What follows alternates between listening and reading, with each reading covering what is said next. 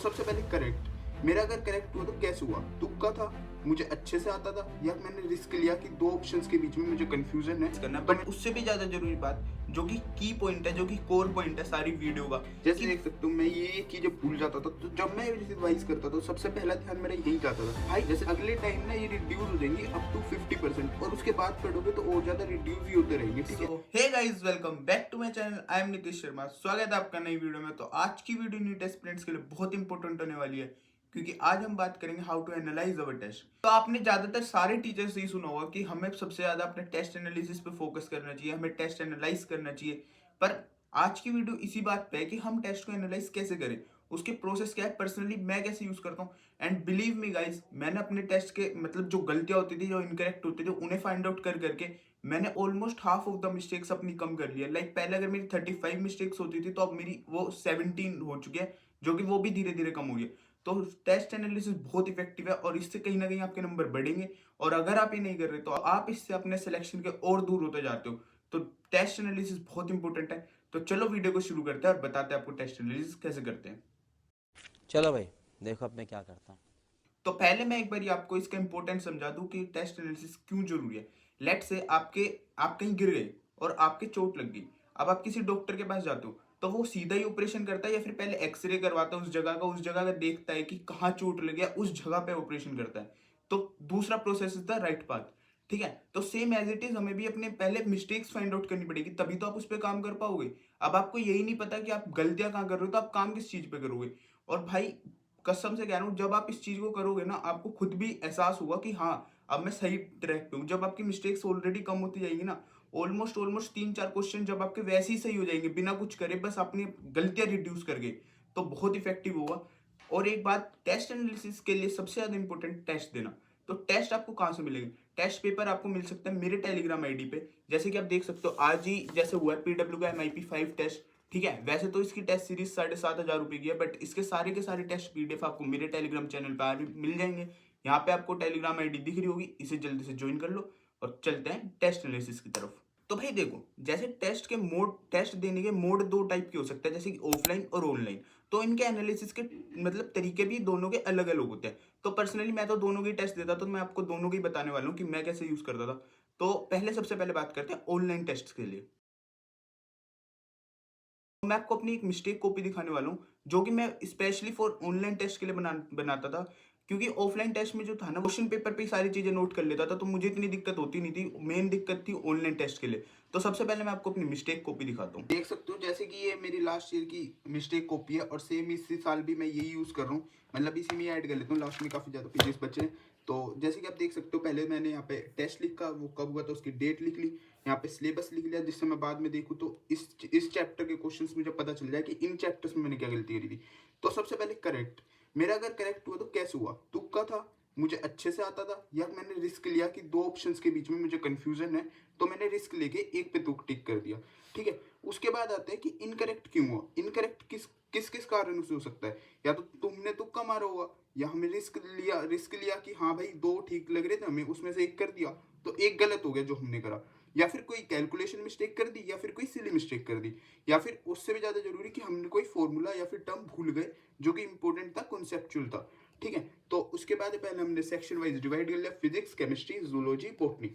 ठीक है, तो इसके बाद हमने क्या करा, एक एक सेक्शन वाइज करते गए। अब हम इसे देखेंगे जब मान लो हमारे टेस्ट होने से पहले। और एक बात ये देखो, नोट अटेम्प्ट, मैंने अटेम्प्ट क्यों नहीं करे क्वेश्चन?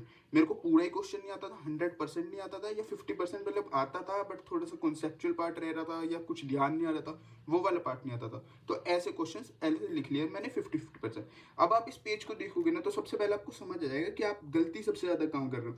जैसे कि आप देख सकते हो, मेरे को आता था, ठीक है, तुक्के मेरे को डायरेक्ट टिक होते थे ये सारे। अब जैसे कि इनकरेक्ट में आप देख सकते हो कि मैं तुक्के ज्यादा मार रहा था, इस वजह से मेरी इनकरेक्ट ज्यादा हो रही थी। 6 देख रहे हो, सबसे ज्यादा मेरी कहाँ कहाँ गलती होती है, सिली मिस्टेक्स में और तुक्के में। तो ऐसे कर करके आप अपने टेस्ट को मतलब ऐसे बना सकते हो कॉलम वाइज। ठीक है, और मैं और क्या करता था कि ना, मतलब मैं ऑनलाइन टेस्ट के जो मतलब क्वेश्चंस मुझे ऐसे लगते थे कि हाँ यार ये दोबारा रिपीट हो सकते हैं, कुछ अच्छे क्वेश्चन है, उन्हें क्या करता था, उन्हें नोट डाउन कर लेता था। जैसे देख सकते हैं फिजिक्स का सेक्शन, ये मैंने सारे इंपॉर्टेंट क्वेश्चन लिख लिए, यहाँ पे इंपॉर्टेंट सारी मतलब पॉइंट्स लिख लिए जो कि अगले टेस्ट में रिपीट हो सकते थे। ठीक है, same goes for chemistry and bio 2। जैसे देख सकते हो जूलॉजी की लाइंस। ठीक है, और बॉटनी की लाइन, ये तो खैर आप नहीं लिखो तो ही ठीक है, तो डायरेक्ट एनसीईआरटी में मार्क कर लो, ठीक है, केमिस्ट्री में। अब मैं आपको दिखाता हूँ कि मैं ऑफलाइन टेस्ट अगर कोई होता था तो उसे कैसे एनालाइज करता था, ठीक है। Okay, so here is the test जो कि मैं ऑफलाइन देकर आया था, ठीक है। जैसे देख सकते हो ये फुल सिलेबस टेस्ट है, मैंने फुल सिलेबस टेस्ट का रेफरेंस लिया है। जैसे कि आप देख सकते हो ये तो मेरा पीडब्ल्यू का यकीन 2.0 का टेस्ट है जो अभी हुआ था, ठीक है, एमआईपी का, सॉरी एमआईपी का टेस्ट है, तो मैं फुल सिलेबस टेस्ट का रेफरेंस लेके दिखा रहा हूँ। बाकी पैटर्न तो दोनों में सेम ही है, ठीक है। तो मैं क्या करता था, सबसे पहले जो मैं मार्क करता था करेक्ट मार्क कर लेता था। अब देखो मैं क्या करता था कि मान लो जैसे कि मेरा एक क्वेश्चन इनकरेक्ट हो गया, तो अब इस क्वेश्चन में कौन सा फॉर्मूला लगना था, मेरे को लगना था ये वाला एंगुलर मोमेंटम वाला, तो ये मैं भूल गया था। तो अब मैं इसे अगली बार ना भूलूं तो इसे मैंने हाईलाइट कर लिया था यही, ठीक है। और इसके जैसे देख सकते हो सॉल्यूशंस भी मैं यही लिख लेता था क्वेश्चंस के, जो जो मेरे से गलत होते थे, चाहे वो कैलकुलेशन वाइज हो चाहे वो किसी के भी वाइज हो, मैं ऐसे ऐसे यहाँ पे फॉर्मूले लिख लेता था। देख सकते हो मैंने ज्यादातर चीजें हाईलाइट्स कर रखी, ठीक है। और मैं ऐसे ही करता था, मेनली मैं बायो और केमिस्ट्री के लिए तो ऐसे ही करता था, ठीक है। जैसे केमिस्ट्री में कॉन्सेप्चुअल पार्ट्स थी, इनऑर्गेनिक की लाइंस आती थी डायरेक्ट देख सकते हो, तो मैं उन्हें भी कर लेता था। ये देखो जैसे बायो की लाइन है, ठीक है, तो इसे भी मैं ऐसे ऐसे डायरेक्ट हाईलाइट कर लेता था ताकि दोबारा देखो तो मुझे ध्यान रहे। सबसे पहले ध्यान मेरा इन्हीं चीजों पे जाए कि मेरा ये गलत हो गया था, तो इसे देख के जा, ठीक है। ये देख सकते हो ये मैंने Cannizzaro method, no alpha present, ये सारे मैंने कॉन्सेप्चुअल पार्ट्स हाईलाइट कर रखे थे। बाकी ज्यादातर जो चीजें सही होती थी उन्हें मैं हाईलाइट नहीं करता था। और एक दो लाइंस मान लो बायो की कुछ गलत हो गई, बायो की एनसीईआरटी में हाईलाइट कर लेता था, जैसे भी दिखाता हूँ मैं आपको। देखो जैसे कि आप देख सकते हो 12th की एनसीईआरटी है, ठीक है। तो ये मैंने मोलिकुलर बेसिस का रेफरेंस लिया है। वैसे सारे चैप्टर्स में सेम ही चीज अप्लाई होती है। जैसे देख सकते हो मैं ये चीजें भूल जाता था, तो जब मैं रिवाइज करता था तो सबसे पहला ध्यान मेरा यही जाता था। जैसे देख सकते हो ये सारे की पॉइंट्स मैंने हाईलाइट कर रखे, ये चीजें मेरी ये लाइन मैंने पढ़ने के बाद भी गलत कर दी थी टेस्ट में, तो दोबारा जब मैं पढ़ता था तो मुझे इस चीज का ध्यान रहता था। अच्छा तो भाई मैंने आपको ये तो बता दिया कि मतलब आपको टेस्ट कैसे एनालाइज करना है, बट उससे भी ज्यादा जरूरी बात जो कि की पॉइंट है, जो कि कोर पॉइंट है सारी वीडियो का, कि भाई आपको ये देखना है कि आपसे वो क्वेश्चन बन क्यों नहीं रहा, आपको उसकी वैल्यू तक जाना है। लेट से आपने अपने टेस्ट में एक क्वेश्चन देखा जो कि आपसे नहीं बना, तो आप घर आगे देखो कि वो क्वेश्चन आपसे बना क्यों नहीं। अब क्वेश्चन ना बनने के मल्टीपल रीजन हो सकते हैं, जैसे कि आपको कॉन्सेप्चुअल क्लैरिटी नहीं थी, आपको उस टाइम वो क्वेश्चन याद नहीं आ रहा था, आपको अगर आ रहा था तो आपने सिली मिस्टेक कर दी या फिर कोई कैलकुलेशन मिस्टेक कर दी। यही 4-5 रीजन हो सकते हैं। तो आप इन सब चीजों पे काम करो। जैसे कि आपको कॉन्सेप्चुअल क्लैरिटी नहीं है तो वापस से टॉपिक पढ़ो, सिली मिस्टेक हो गई तो यार अच्छे से कैलकुलेशन अप्लाई करो, थोड़ा और टाइम दो क्वेश्चंस को सोल्व करने पे। बेसिकली अपनी एक्यूरेसी बढ़ाओ अगर सिली मिस्टेक्स हो रही है तो, ठीक है। रिवीजन की कमी, अगर आपको कोई चीज याद नहीं आ रही तो उसका क्या काम हो सकता है कि रिवीजन की कमी हो, तो अगली बार अगर मान लो आपको सेम वो चैप्टर आ रहा है तो अगले अच्छे से रिवाइज करके जाओ। मतलब वही है कि आप अब देखो ये मत आप क्वेश्चन मतलब ना अपना एटीट्यूड ऐसा रखो कि आप क्वेश्चंस ना लर्न करो, ठीक है। कि भाई अगर मान लो सेम टाइम ये क्वेश्चन रिपीट हो गया तो मैं याद कर लूंगा, ये जल्दी जल्दी टिक कर दूंगा। भाई कितने क्वेश्चन से याद कर लोगे, कितने ही क्वेश्चन से याद कर लोगे, एक बारी में 180 क्वेश्चन आते हैं, लेट से आपके 20 क्वेश्चन पर टेस्ट गलत हो रहे हैं तो आप कितने ही याद कर लोगे। तो इसका करेक्ट एटीट्यूड यही है मेरे भाई कि आप अच्छे से पहले देखो कि आपकी गलती हो क्यों रही है। मेन पॉइंट है कि आपकी गलती हो क्यों रही है। फिर आपको मान लो रीजन पता चल गया, लेट से आपने रिवीजन अच्छे से नहीं करके, तो अगली बार आप रिवीजन अच्छे से करके जाओगे तो आपकी सेम गलती थोड़ी होगी।